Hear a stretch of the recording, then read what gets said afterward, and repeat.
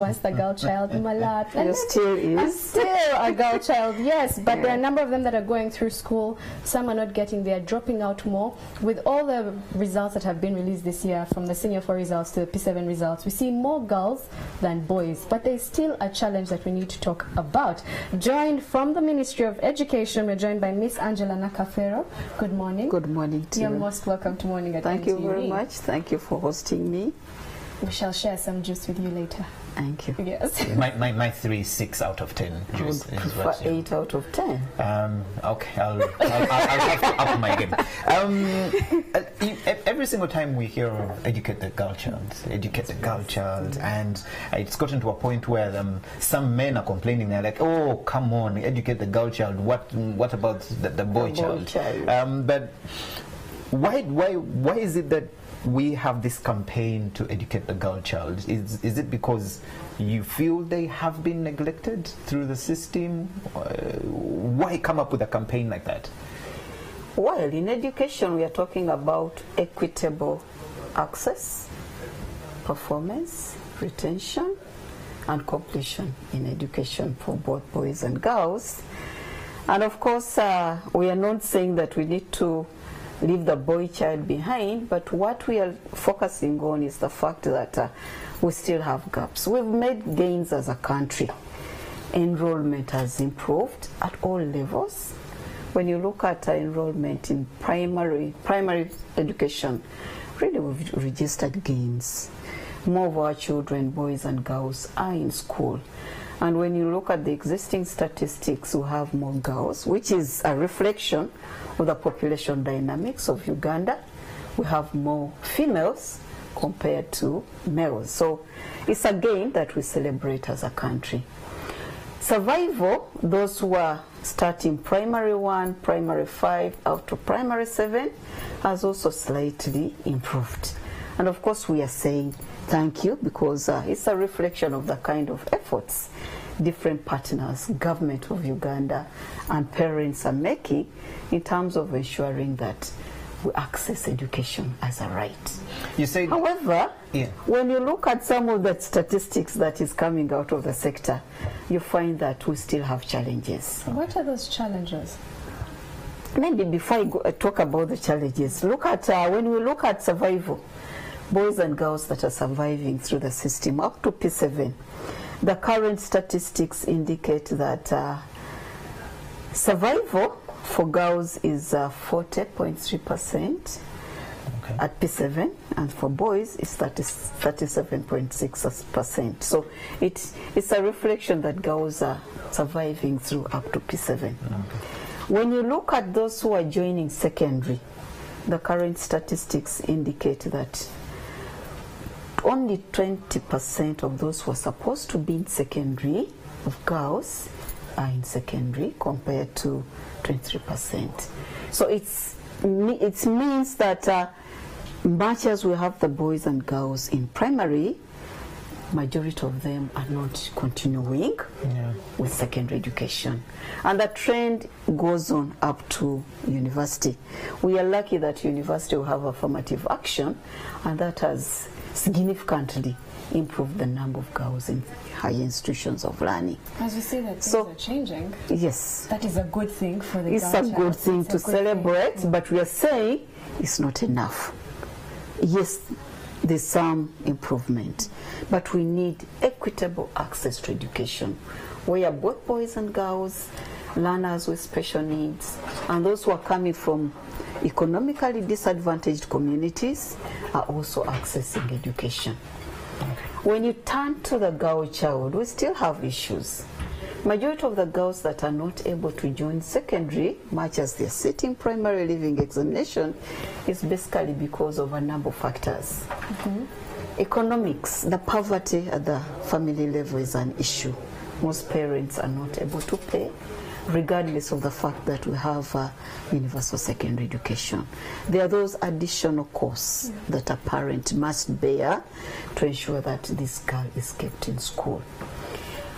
Put that aside, the issue of child marriage across all parts of Uganda is a very big issue for us.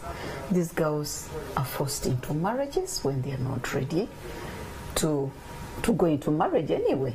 And of course, once they are married off, then they lose the right to access education. We also have issues of child labor. You are aware that if we are to divide up work at the domestic level, the girl child is usually given more labor, more work to do. Look after your young ones, go and cook, go and fetch water, go and fetch firewood. Meanwhile, the boy has that advantage to do less, at the same time continue with his education. So there are a number of factors. There are also issues, specific issues in our social context. For instance, in Karamoja, female genital mutilation is still an issue. When you go to border districts, Busia, trade, cross-border trade is taking a number of our children, both boys and girls, and they're not accessing education. When you go to West Nile, they have their social cultural practices. They like a lot of dancing, and of course, as we are dancing throughout the night, there's so many issues happening. Okay. But then Usually, the mountainous regions, we have challenges. So there's we still culture. have challenges. Lots of challenges, but we're saying that there's a way that we can move forward. We have seen progress, Exactly. but there's a way we can move Yes. forward. So how do we address, because I believe you have to address this one by one by one, Exactly. from the parents to the culture to the fact that poverty, because we can't leave that only on government. What happens next? What is the ministry doing to try and help with this? Of course, from our own perspective, we are addressing the issues of violence against children.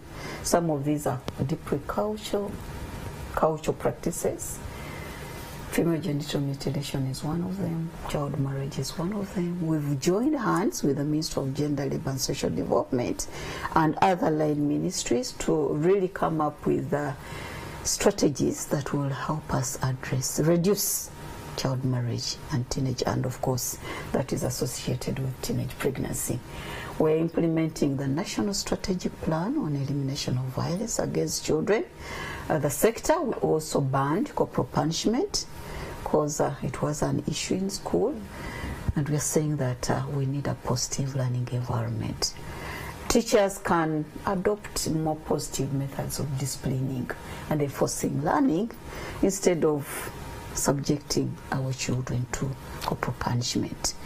We've joined hands with the Ministry of Gender in terms of reducing teenage pregnancy and child marriage.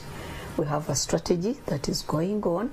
We are working closely with religious leaders, but also the cultural institutions to help us shift our mindset in terms of those cultural practices that at times we value so much, but they undermine the rights of our children. Okay, are you... We've done policies and programs. Certain laws have been changed to ensure that we are able to outlaw those practices that are affecting our children.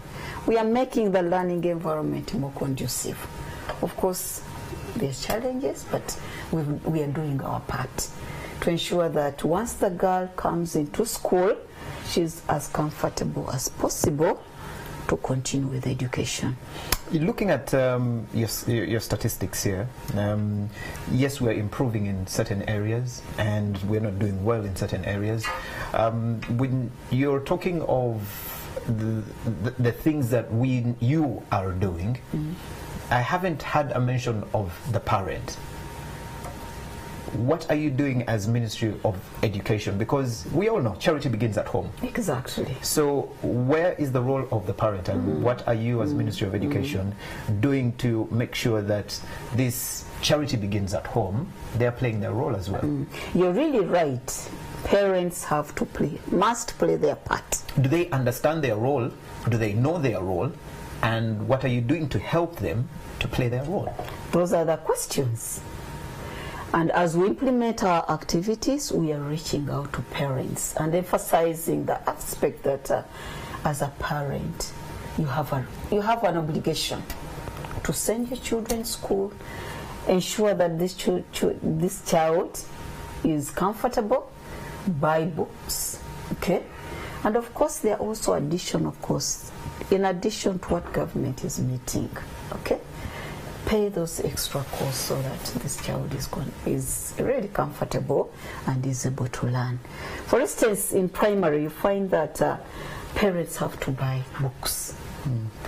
It appears very small, books and pens, but if the child doesn't have a pen and a book, then that child is not going to be able to write and read, and at the end of the day it affects her performance, or his performance comes to primary living examinations. So as we engage with our teachers, as we engage with our children, we are also engaging with parents to ensure that they look at education of the children as a priority. So we are not leaving the parents behind. We are re-emphasizing the fact that parents have a big role to play in addition to the contribution of government. Okay, now that and as you look in our school environment, we have school management committees where parents are represented. And that forum is supposed to ensure that they're within the school and they're able to influence what's going on in school. Could we look at also the costs in regards to, yes, we'll expect the parent to pay the school fees, yes, we'll expect the parent to buy the books, but the burden financially, what happens on that end? Because we've just said the school term, some schools have actually asked for an arm and a leg just this term, and there's an entire year. Well, from the ministry perspective, in primary we are implementing the universal primary education.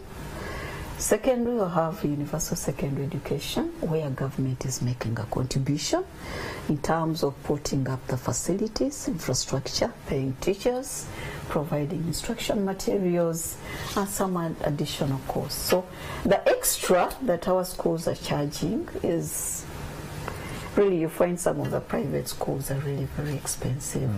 And of course, as a country, we've liberalized. So it's an issue of policy.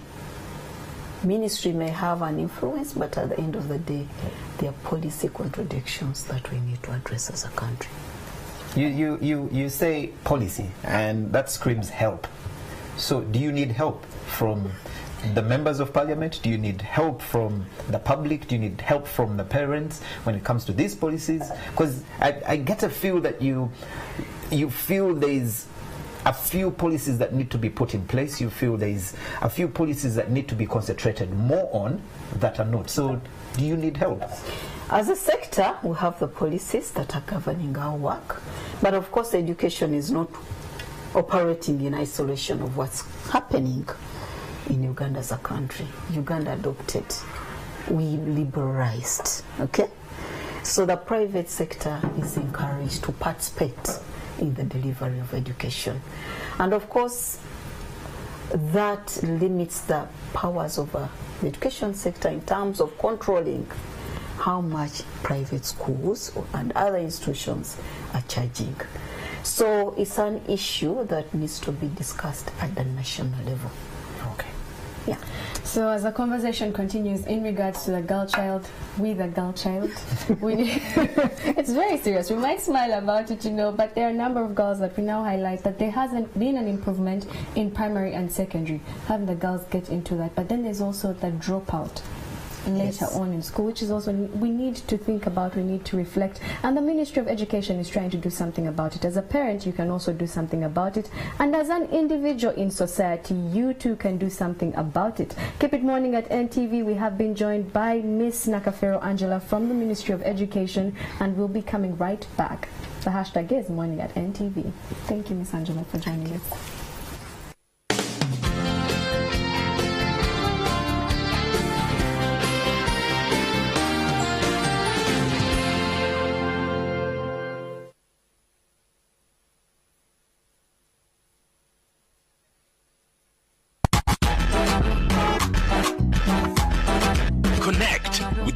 Show, hottest entertainment news, and home to great hits.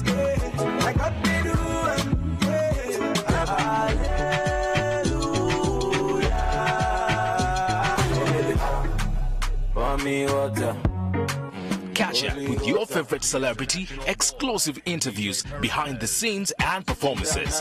It's fresh, funky and fan. It's NTV The Beat. Monday to Friday, 5 p.m. with Duck and Eyes, Tracy, DJ Brand, Dash, Baby Love and Sheila. When you think show business, think The Beat.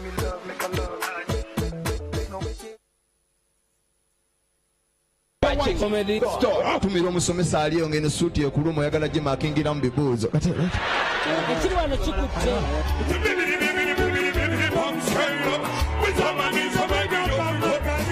Mukama ali bayambe kashumba n'atuuka mu aligeera ne tekumulesha n'apima poloti.